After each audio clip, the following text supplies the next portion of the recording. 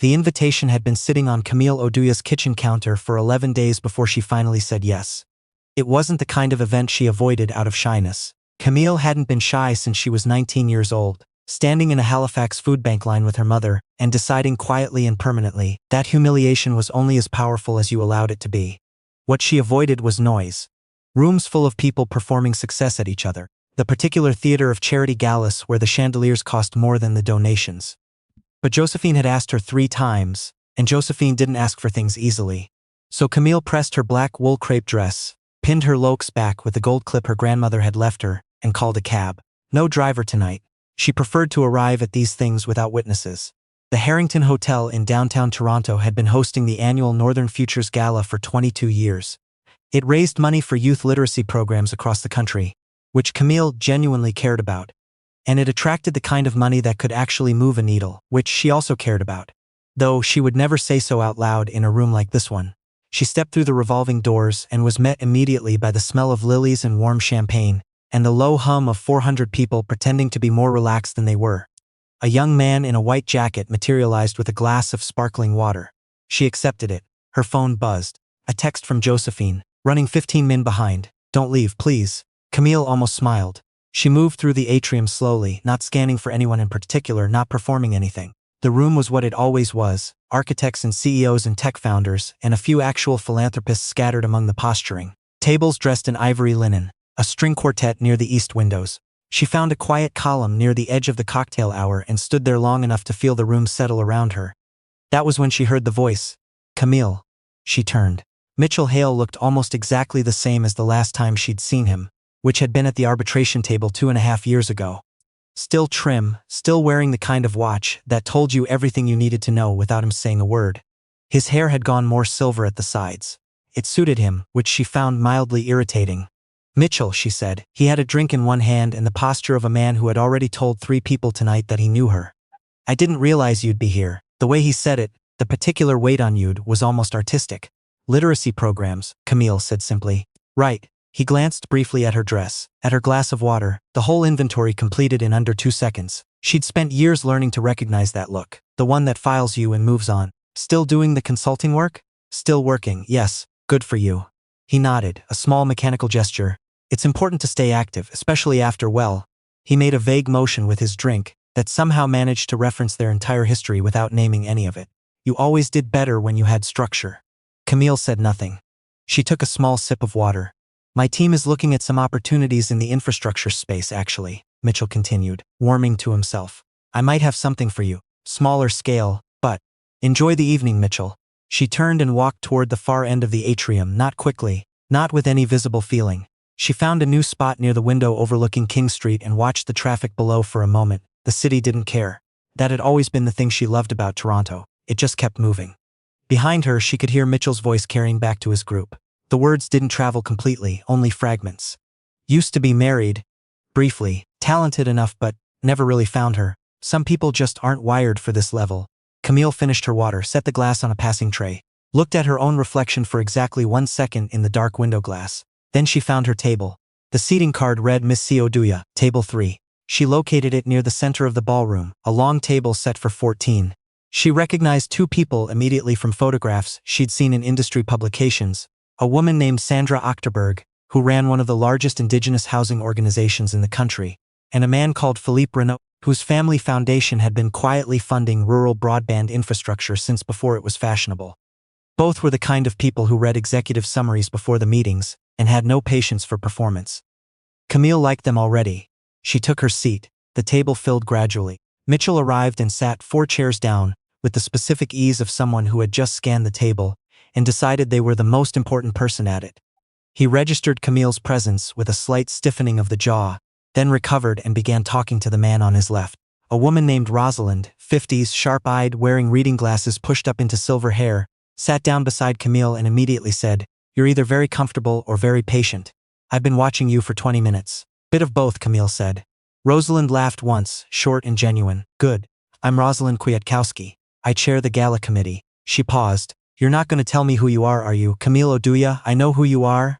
Rosalind smiled, unhurried. "I just wanted to see if you'd say it." The first course arrived. An autumn bisque with a thread of cream and a single sprig of something green. The table settled into its rhythms. Conversation moved around Camille in the way it always did at these events. Circular, name-dropping, carefully calibrated. Then the older man at the head of the table, Rosalind's co-chair, a white-haired gentleman named Harold, who had the precise manner of someone who had been mediating rooms for 40 years, cleared his throat pleasantly. "We're still waiting on one more arrival. Should be here shortly. Who's the holdout?" someone asked. "Callum Reach," Harold said. The name moved around the table the way a current moves under still water. Philippe Renault looked up from his bisque. Sandra Ochterberg set down her spoon. Even Rosalind glanced sideways. Mitchell Hale leaned back in his chair with the specific tension of a man, trying to look like he wasn't leaning forward. Callum Reach. The name appeared in financial headlines the way weather appeared in forecasts. You didn't always know the exact form it would take, but you knew it would affect everything. Reach Capital. $14 billion in assets under management. The man who had personally restructured 3 failing regional banks in Atlantic Canada and turned them into a community lending network that was now being studied at business schools. He was 46 years old and had a reputation for arriving late and asking the only question in the room that mattered. He confirmed attendance this afternoon, Harold added, clearly enjoying the effect of the name. The second course arrived. Seared Arctic char with a birch and wild blueberry reduction. Very Canadian. Camille ate slowly and listened to the conversation pick up speed around her. Projections, impact metrics, the usual choreography of people trying to sound more certain than they were. Then Mitchell's voice cut across the table toward her. The particular tone of it was what she recognized first, the one calibrated for an audience. "Camille, I was just telling Raymond here about your consulting practice." He gestured toward the man on his left, Raymond, who had the look of someone who managed other people's money and found it spiritually fulfilling.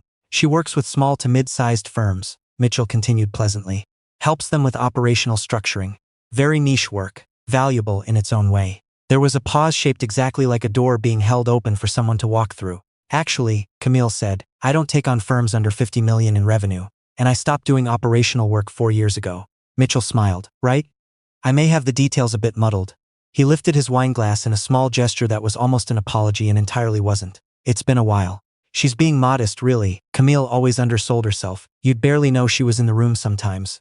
He paused just long enough. "Some people have that quality. Very quiet. Very," he searched for the word, "contained."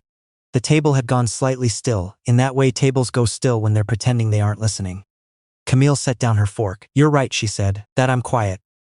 Mitchell nodded, beginning to look comfortable. "It's a discipline," she continued. "You learn it when you realize that the people talking the most are usually the ones who understand the least." She picked her fork back up. "But, thank you for the introduction, Mitchell. Raymond, it's nice to meet you." Raymond looked from Camille to Mitchell and back again with the expression of a man recalculating something important. Before Mitchell could find his footing, a waiter leaned in near Rosalind and murmured something.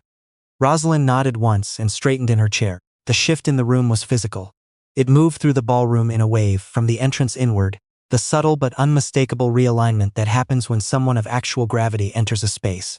Conversations paused at neighboring tables. The string quartet didn't stop playing, but 2 of the musicians glanced toward the door. Callum Reach walked in like a man who had already decided how the evening would end.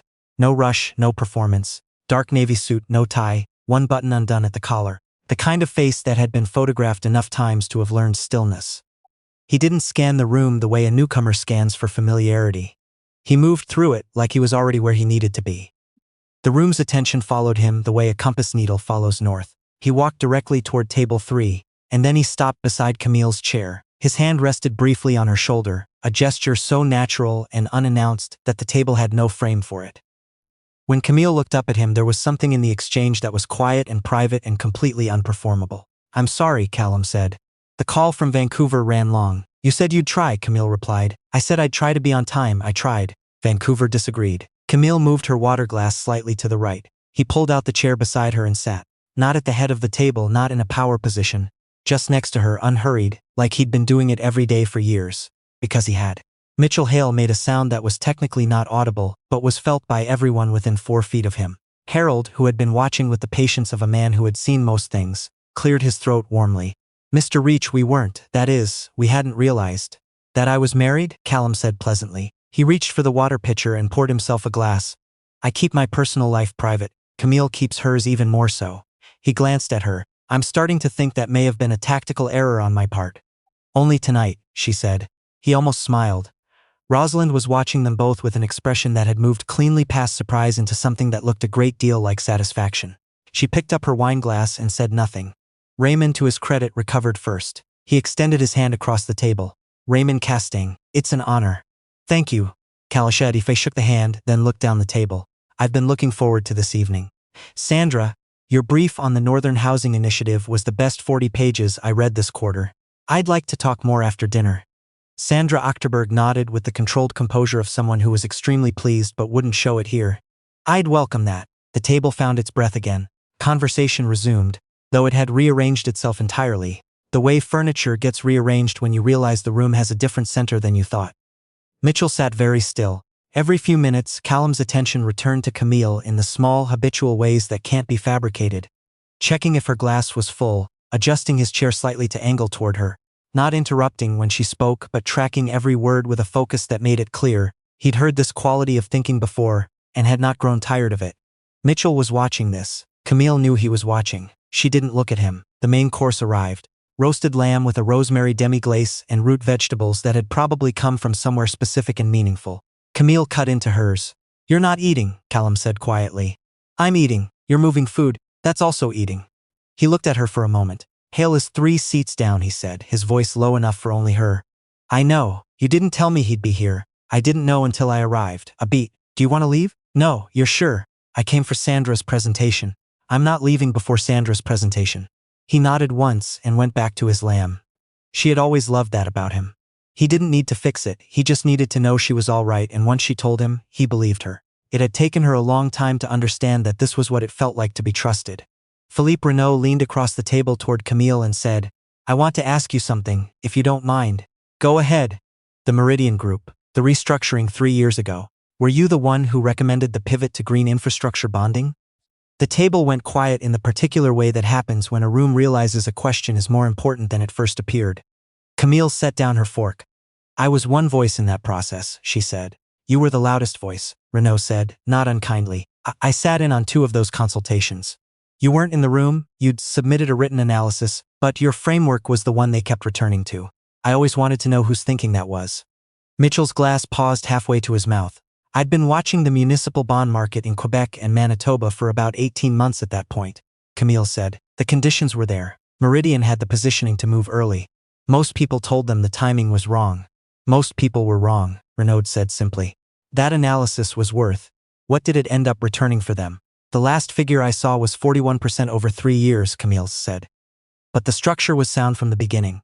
The returns were a confirmation, not a surprise. Somewhere down the table, Rosalind set her wineglass down with the quietest possible deliberateness. Harold looked at Mitchell. Mitchell was looking at his plate. Callum said nothing. He cut a small piece of lamb and ate it with the ease of a man hearing information he already knew. Raymond said, You're the Oduya report. The table turned toward him. The Oduya infrastructure analysis, Raymond clarified. The one that's been circulating in the institutional investment community for 4 years. Every fund I know has read it. Nobody knew who wrote it. He looked at Camille with an expression of genuine recalibration. It's yours. I publish it through an intermediary, Camille said. I prefer the work to stand on its own. Why? Sandra asked. Camille considered this for a moment. Because when people know who you are, she said carefully, they start evaluating the person instead of the idea. And the idea is usually more interesting than I am. Callum made a small sound that wasn't quite a laugh but was something in its neighborhood. Mitchell finally spoke. His voice had lost its earlier ease. I didn't know, he said. Camille looked at him for the first time in a while. The report, he continued. I've read it.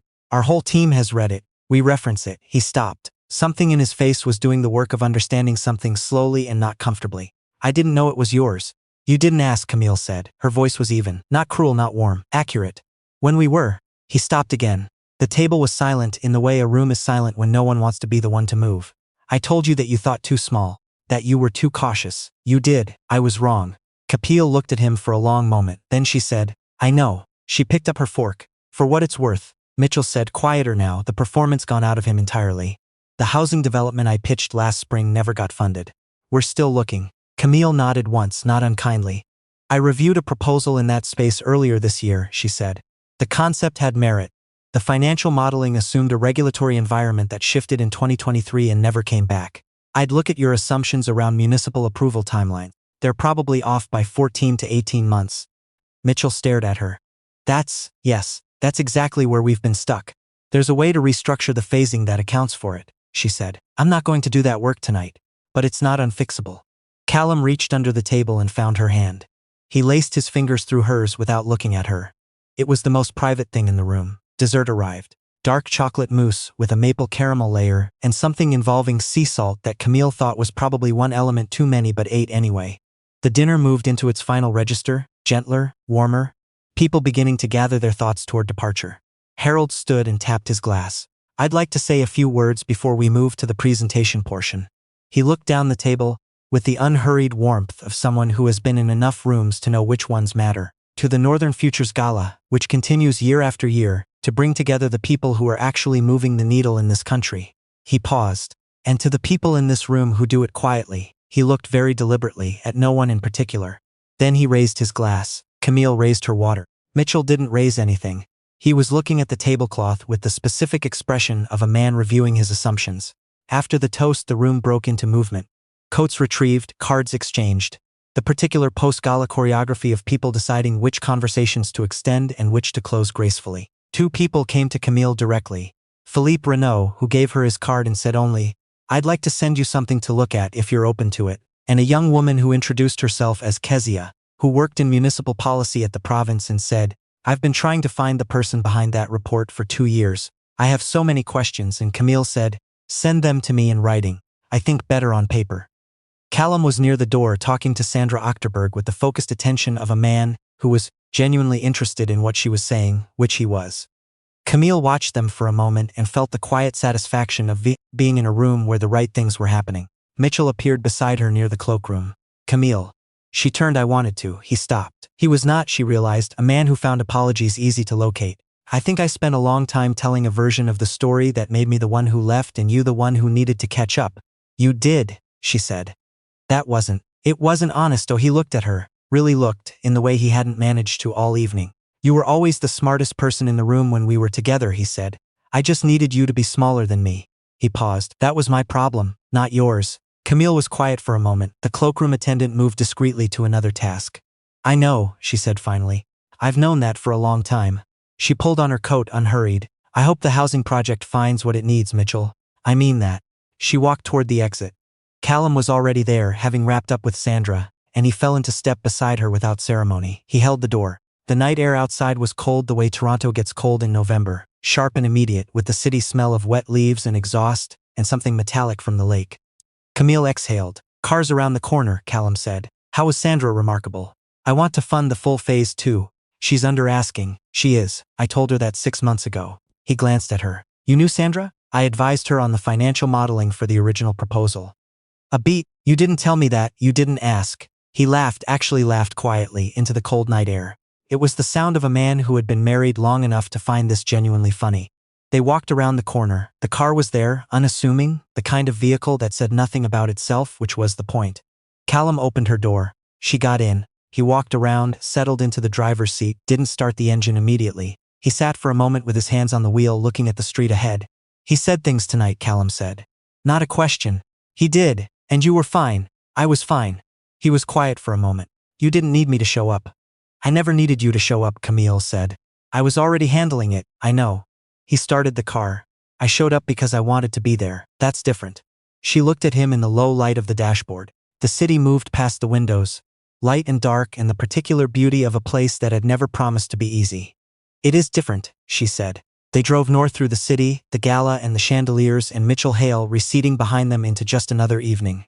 Camille rested her head lightly against the window glass and watched Toronto at night. All those lit windows, all those lives stacked on top of each other in the cold. She had grown up with nothing in this city and built something real and true in it. And she had done it without announcing herself, without needing a room to recognize her before she walked in. That was the thing Mitchell had never understood. She hadn't been waiting for anyone understood. She had simply been working. She had simply been becoming. There are people who need to be seen to believe in themselves. And there are people who already know, and simply wait for the world to catch up. Camille Oduya had stopped waiting a long time ago.